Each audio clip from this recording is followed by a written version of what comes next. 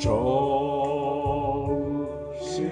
하나님, 좋으신 하나님, 참 좋으신 나의 하나님.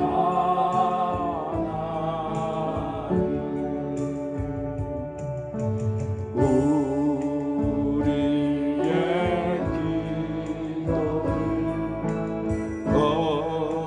응답해 주시는 참 좋으신 나의 하나님,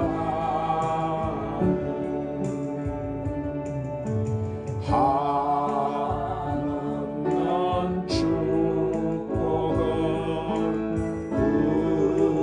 우리에게 주시는 참 좋으신 나의 하나님.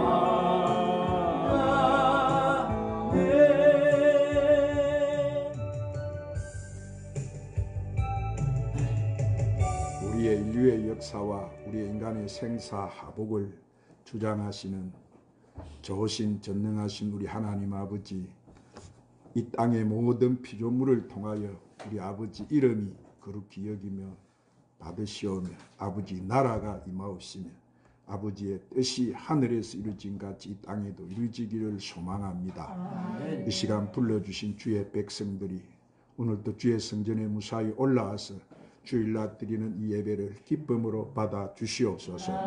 우리를 주님의 보혈로 깨끗하게 하시어서 오늘도 주님 제단에 드려지는 부족함이 없는 산 제물들이 되게 하여 주시옵소서. 주님, 지금 우리나라는 코로나 바이러스로 인해서 모든 것이 너무나 어려운 상황에 처해 있습니다. 나라를 맡아서 운영하고 있는 이정자들과 백성들을 주님이 붙잡아 주셔서 이 민족이 하나님을 떠난 배역한 길에서 속히 회개하여 하나님 앞으로 돌아오게 하여 주시옵소서. 그래서 이 민족이 속히 회복되고 치료되는 역사가 일어나게 하여 주시옵소서. 진리의 성령님, 오늘도 저희가 주님 주시는 생명의 말씀을 들을 수 있게 하심을 감사합니다. 이 시간 저희들의 말씀을 듣는 가운데 영이 새 힘을 얻게 하여 주시옵시고 상처받은 마음은 치유되게 하여 주시옵시고 병든 육체가 고침을 받게 하여 주시옵시고 가지고 온 모든 문제 해결받게 하여 주시옵소서. 오직 주님을 위해서 주신 십자가 안고 가는 저희들 십자가를 든든히 붙잡고 이 마지막 때 신부 단장 잘하는 저희들이 되게 하여 주시옵소서. 오늘 이 예배에 나오지 못한 성도들도 동일한 은혜로 지켜주시옵소서. 예배 모든 시종을 우리 성령께 의탁드리옵고 우리 구주 예수님의 이름으로 기도드리옵나이다. 할렐루야. 앞에 나와서 예배드리는 여러분의 심령과 가정과 직장과 사비에 한량없으신 우리 주 예수 은혜와 하나님의 사랑과 성령의 충만한 축복이 충만하시기를 예수님의 이름으로 축원합니다. 아멘. 주님을 사랑하시면 큰 소리로 아멘 하십시오. 두 손을 펄쩍 들고 아멘 하십시다. 이야, 하나님 사랑하십니다. 오늘 하나님 여러분 부르셨어요. 사랑하는 자들아 다 내게로 오라. 내가 너희를 쉬게 하리라.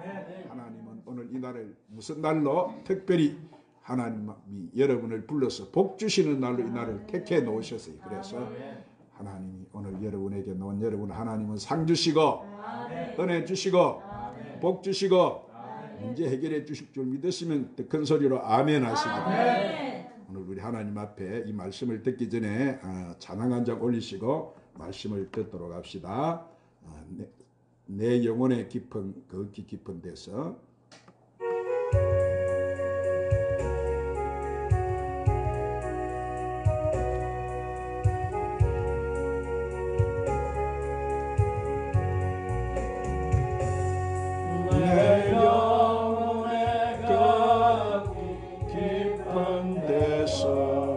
맑은 가락이 흘려나네 하늘 곡조가 언제나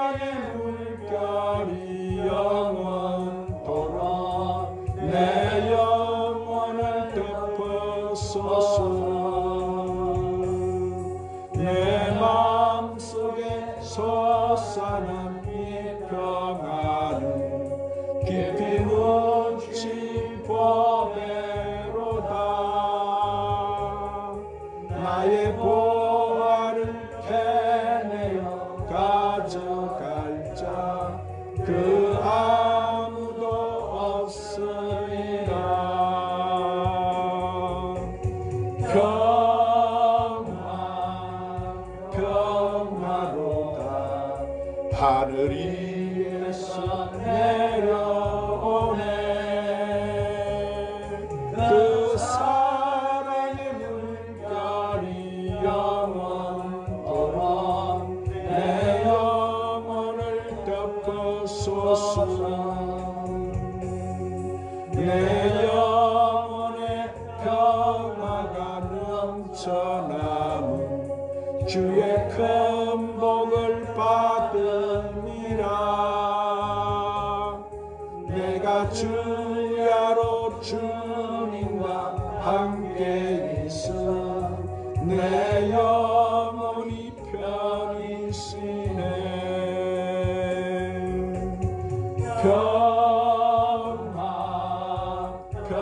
평화로다 하늘 위에서 내려오네. 그 사랑의 물결이 영원토록 내 영혼을 덮어소서. 이 땅 위에 험한 길 가는 동안 참된 평화가 어디 있나. 우리 모두 다 예수를 친구 삼아 참 평화를 누리겠네.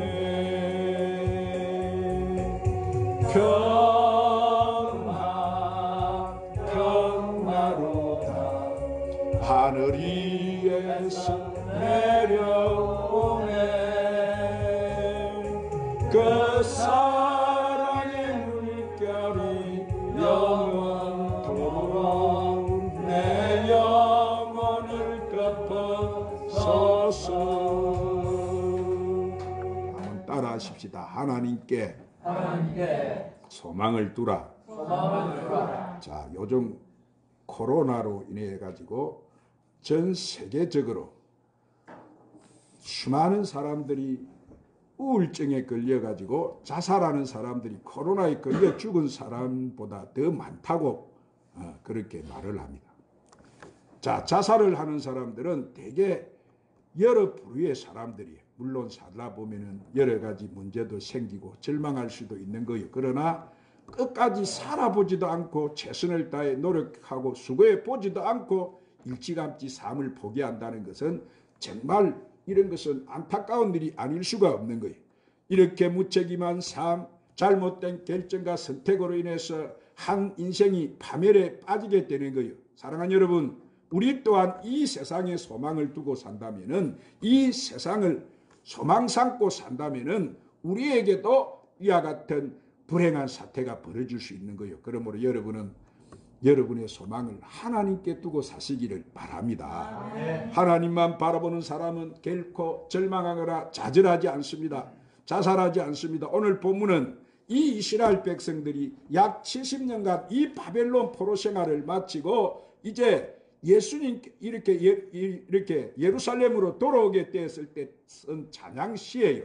그들은 미래에 대한 꿈과 소망으로 부풀어 있었어요. 예루살렘으로 돌아가면은 무너진 성전과 이렇게 성벽을 재건하고 나라를 다시 세워야 되겠다고 이렇게 생각을 했어요.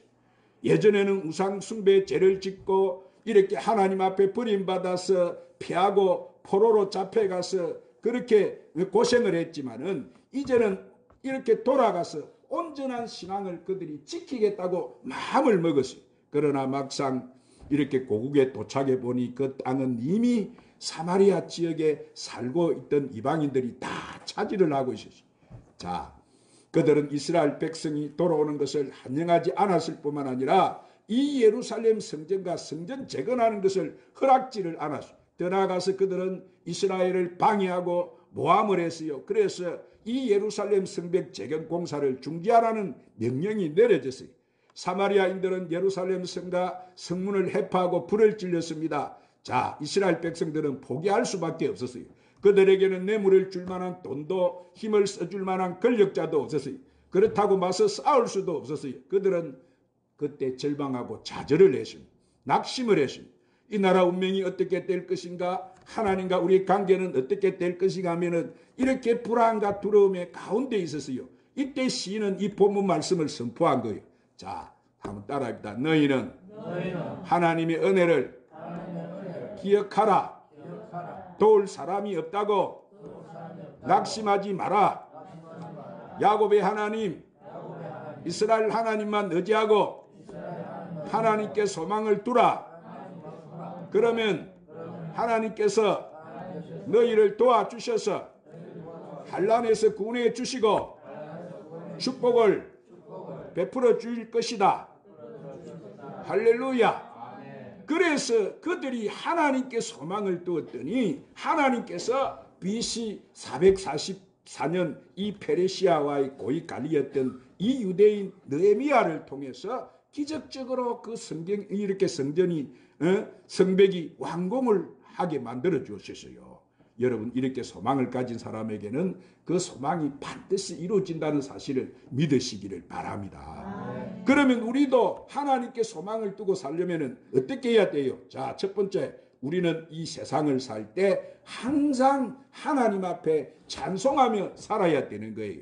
한번 따라합니다. 우리는 이 세상을 살 때 항상 하나님께 찬송하며 살아야 합니다.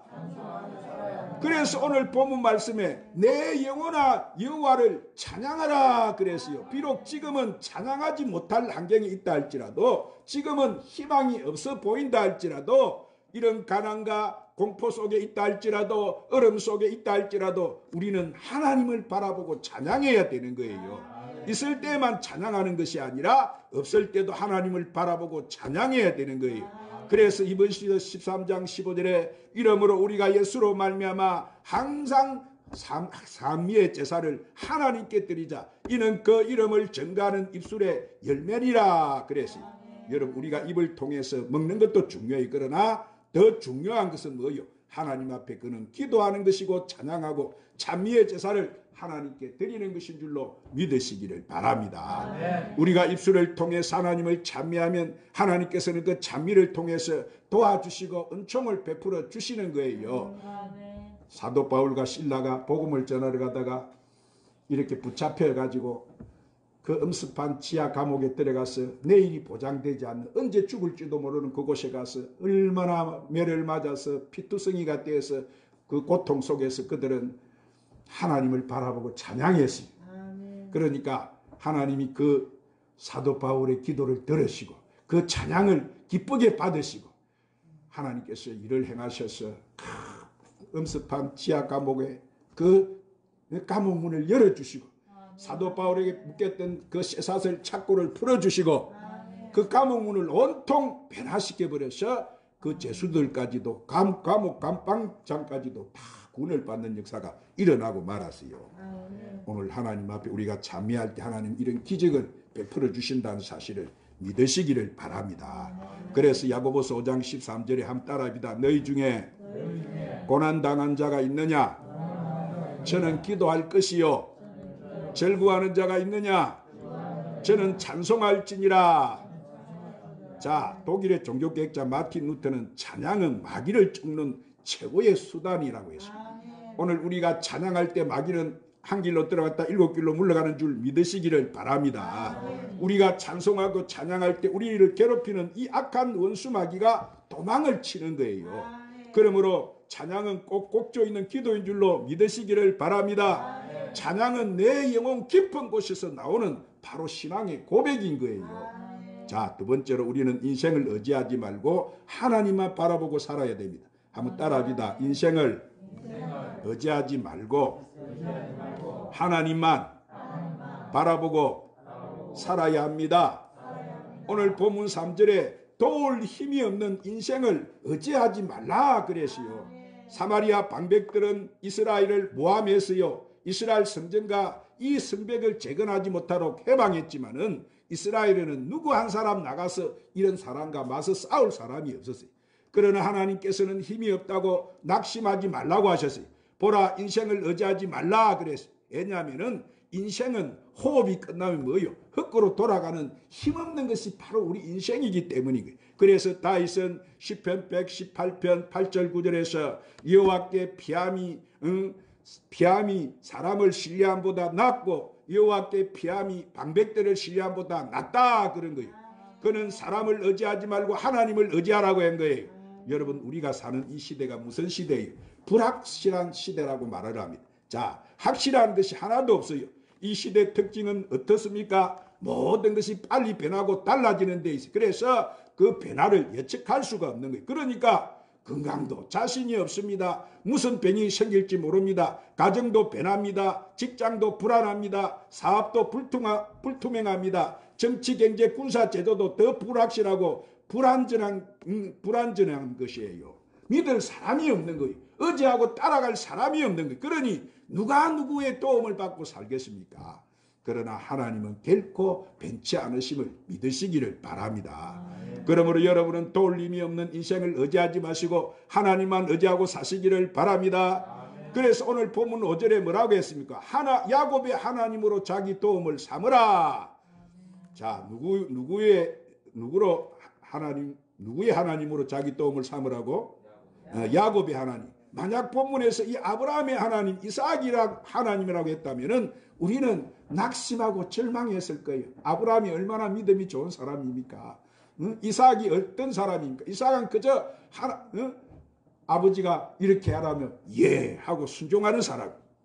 그런 아브라함과 이삭의 하나님인데 우리가 그런 아브라함이 이삭의 하나님이라고 했다면은 여러분 절망할 수밖에 없는 거예요. 그러나 우리는 오늘 누구의 하나님이라고 말씀합니까? 이 야곱의 하나님. 야곱이라고 하면 자신감을 주지 않습니까? 야곱이 누구예요? 야곱은 이름이 발꿈치를 잡다, 속이다, 사기꾼이라는 이 뜻을 가지고 있는데 그게 바로 야곱이. 그는 행을 속였습니다. 아버지를 속였어요. 장자 명분을 빼앗았어요.